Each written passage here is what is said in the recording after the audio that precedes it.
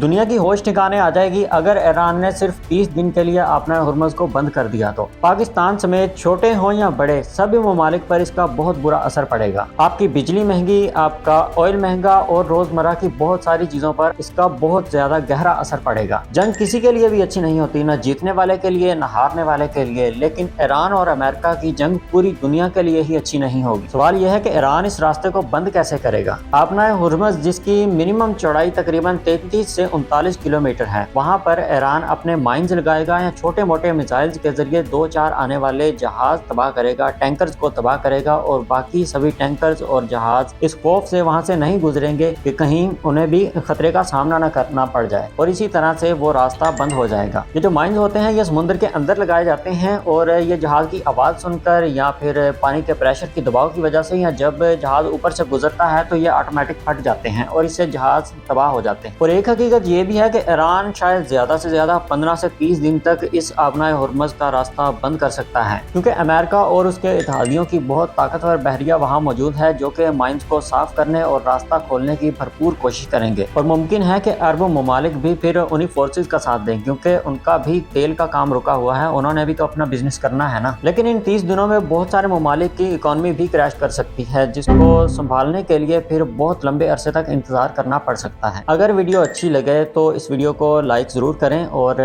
ہمارا چینل کتابی کھوج ضرور سبسکرائب کریں، اور کمنٹ میں بتائیں کہ آپ کے خیال میں پاکستان پر سب سے زیادہ گہرا اثر کیا پڑے گا۔